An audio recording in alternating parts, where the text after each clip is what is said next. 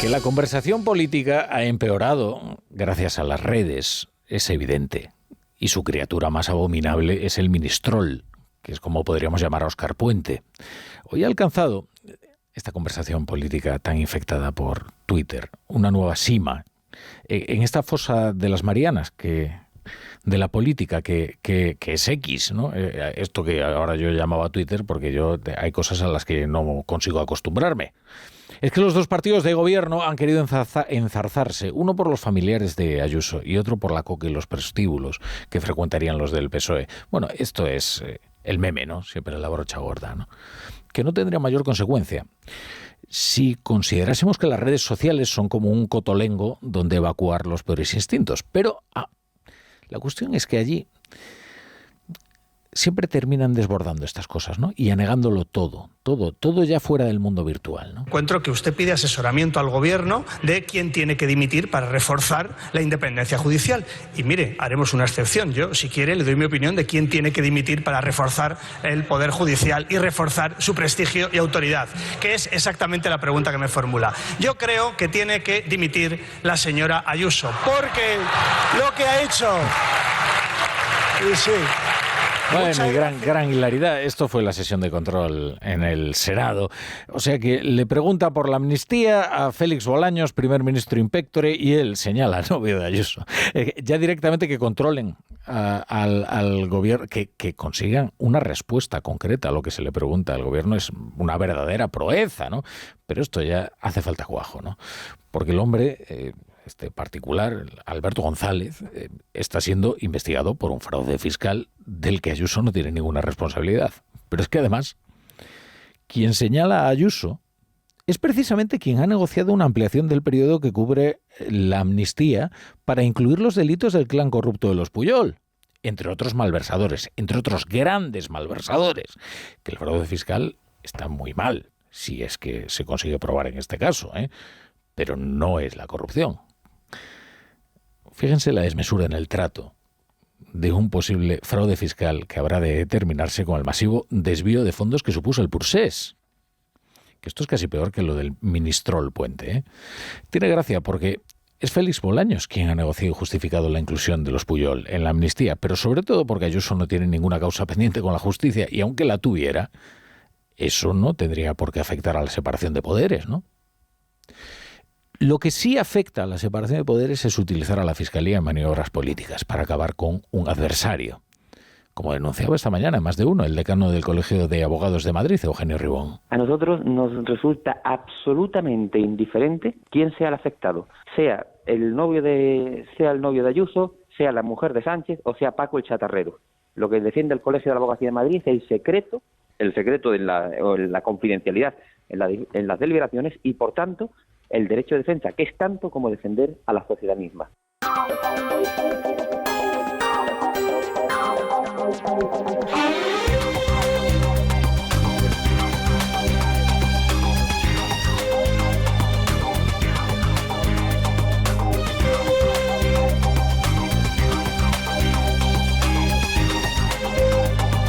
Oigan, y es perfectamente compatible, que un contribuyente, un particular, en este caso Alberto González, cometa un fraude fiscal y que luego el gobierno utilice ese fraude fiscal en maniobras políticas para tratar de destruir a un adversario, mediante un uso espurio de las instituciones, que es lo que podría estar produciéndose, en este caso con la Fiscalía General del Estado.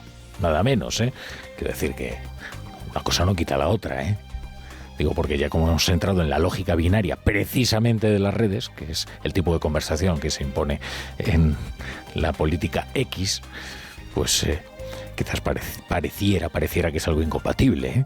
Bienvenidos a La Brújula, si se incorporan a esta hora, la sintonía de Onda Cero. Ahora les traigo las novedades de la princesa Catalina, que eso sí que provoca furor en X y fuera de X, tiene en vilo al mundo. Antes, déjeme terminar con esto de la amnistía, porque el choque institucional no se ha demorado ni un solo día. Gracias a la mayoría absoluta del Partido Popular, el Senado le va a pedir al Congreso de los Diputados la retirada de la ley de la amnistía. Y esto tiene profundas consecuencias institucionales. Lo que ha hecho el Senado hoy es aceptar la tramitación por obligación legal. Pero, pronto le pedirá al Congreso que retire la ley. Y si la ley no se retira en el plazo de un mes, pues recurrirá al Tribunal Constitucional por creer que implica una reforma encubierta de la Carta Magna. Esta es la razón por la que se ha producido este hecho asombroso, inédito sin duda, de que el Partido Popular ha votado a favor de la tramitación de la ley de la amnistía y el PSOE ha votado en contra, porque se incluían los argumentos de los letrados de la Cámara, que cuestionan la constitucionalidad de la medida. Nunca antes se había producido un choque de cámaras similar en la democracia española. Y era previsible que una ley como la de la amnistía provocara un enfrentamiento inédito entre las instituciones del Estado. Por ejemplo, el Supremo contra el Constitucional, en el momento en el que al Supremo le tocara pues revisar las condenas y los delitos y si cabe ahí la aplicación de la impunidad de la amnistía. Ahora, el choque entre el Senado y el Congreso da en el quid de la cuestión, porque desnuda la principal inmoralidad de esta amnistía, que es qué clase de reconciliación se promueve contra la mayoría social, contra la mitad del Congreso y contra la mayoría absoluta del Senado. Esto es algo que señaló la Comisión de Venecia, que tan minuciosamente manipuló Félix Bolaños. Es necesaria una mayoría cualificada por los efectos divisorios de una ley como la de la amnistía y para evitar precisamente choques institucionales como este que se avecina entre las dos cámaras parlamentarias. Lo que es curioso, bueno, claro, esta guerra institucional al independentismo le es perfectamente ajena, ¿no? Porque no cree en las instituciones. Por eso quizás no sea tan curioso que dé por superada la amnistía y ya se centre en el siguiente paso, en la siguiente estación de paso, que es la soberanía fiscal, que es lo que ahora ya estaría negociando el independentismo. ¿Saben cuál fue uno de los temas que Santos Cerdán fue a tratar con Carles Puigdemont a Suiza? Porque esto no lo tratan ministros, no lo trata el secretario de organización de un partido. Sí, fue la financiación de Cataluña. Es algo que ya está en el acuerdo de Junts con el PSOE. ¿Y por qué lo tratan con Carles Puigdemont si Carles Puigdemont no forma parte del gobierno de Cataluña? Porque en realidad ya le están dando el tratamiento de presidente en el exilio y lo que es peor, del presidente que pronto regresará de nuevo a Cataluña. Hoy la petición ya ha llegado por el cauce oficial, porque ha arrancado la precampaña en Cataluña y en consecuencia los independentistas están disputándose el papel de desollador del Estado. Y claro, ¿por qué va a pedir menos Esquerra Republicana que Junts per Cat? Y Esquerra Republicana ha pedido la soberanía fiscal plena, con un concierto económico a la vasca. Es una formulación, son unos elementos equiparables a lo que tienen otros sistemas federales en nuestro entorno, por tanto una propuesta rigurosa, razonable, justa y equitativa. Bueno, razonable, esto que dice Natalia Mas, que es la consejera de Economía y Hacienda del gobierno de Per Aragonés, razonable para los independentistas, claro. El problema es si lo que es razonable para los independentistas en términos de financiación autonómica responde al interés general del resto de los españoles. Hombre, por su propia naturaleza no cabe esperar demasiada generosidad por parte de los independentistas con el resto de las comunidades, y mucho menos la cacareada solidaridad interterritorial, contra la cual va su propio proyecto, es decir, pero su propio proyecto seminal.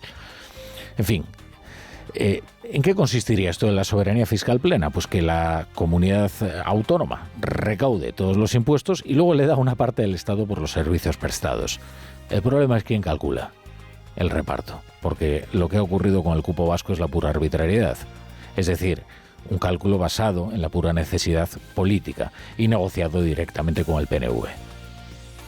La cuestión es sacar cuanto antes a Cataluña del régimen fiscal común, dar un nuevo paso hacia la soberanía plena, no la soberanía fiscal plena, sino la soberanía plena.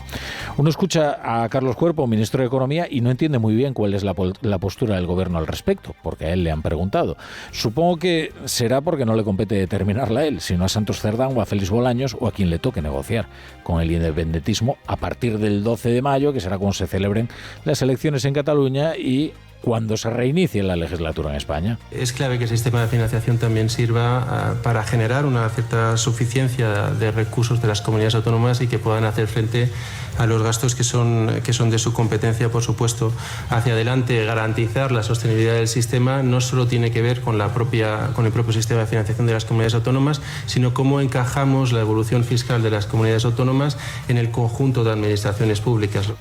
Por cierto, que Cataluña ya está en precampaña y al Partido Popular le pilla cuestionando al único candidato que tiene por ahora, que es una mala forma de arrancar la caravana electoral. Alejandro Fernández ha tenido algunos enfrentamientos con Génova, sobre todo a raíz de las relaciones todavía indeterminadas con JxCat. Pero resulta que Alejandro Fernández tiene una idea bastante clara de cómo tratar al nacionalismo, y eso no es poca cosa, y además lo expone con gran brillantez. Si no hay una idea mejor y de ejecución rápida, pues quizás lo que deberían hacer en el Partido Popular es confirmarlo cuanto antes. Por eso de que arranque cuanto antes la caravana electoral. En descargo de Fernández diremos que él ha encontrado justo lo que el PP extravió hace ya demasiado tiempo, que es el tono con el que dirigirse al nacionalismo en Cataluña. Algo más, porque en el Senado se ha escuchado hoy a un senador de Compromís y convendría que su testimonio no pasara inadvertido. Convendría atender a lo que dice. No vaya a ser que Yolanda Díaz tenga ya otra vía de agua en ese buque a la deriva que es su mar. La metáfora es muy pertinente porque el senador Enric Morera, de Compromís, se ha dirigido al gobierno por la aprobación de la ampliación del puerto de Valencia. Ya saben ustedes que Compromís se opuso radicalmente a ese proyecto que finalmente ha salido adelante en esta legislatura. Y si usted se olvida de sus socios, pues ¿qué le tenemos que decir? Que estamos cansados de falta de hechos. Palabras, palabras, palabras y no hechos. Y la confianza de Compromís con este gobierno está prácticamente finiquitada. De mi punto de vista, completamente rota, señor ministro. Uy, que después de los comunes, después de Podemos, a ver si se va a autodeterminar también Compromís. Es verdad que su voz se oiría de forma mucho más sonora en la política española, Eso sí que se ha demostrado para mal de Yolanda Díaz. Y ahora les cuento lo de Catalina, porque fíjense si ha sido exitosa la operación, acallar los rumores que lo que ha ocurrido tras la difusión del primer vídeo de Kate Middleton tras la cirugía abdominal a la que se ha sometido es que se han disparado las teorías de la conspiración y las especulaciones malévolas. O sea, lejos de cortar de raíz toda especulación, lo que ha hecho es alentarlas, porque dicen que no es Kate. Es que es la política de comunicación más asombrosa la que está siguiendo ahora mismo Buckingham Palace, que se ha concebido. O sea, que si Kate no quiere mostrarse durante un tiempo, pues que lo diga. Pero si difunden imágenes espectrales de Kate, la gente se va a preguntar que ¿por qué? ¿Por qué no comparece con el príncipe con naturalidad? Fíjense lo que ha ocurrido hoy. Miren, escuchen. Se escucha un poco mal. Se supone que es una conversación, digamos, improvisada, ¿no? Las cámaras han captado una conversación aparentemente natural de Guillermo en una visita a un hogar de acogida en Sheffield. En ella se refiere a su mujer y dice que le gustaría que estuviera allí a su lado. Pero claro, otra vez hablamos de un espectro.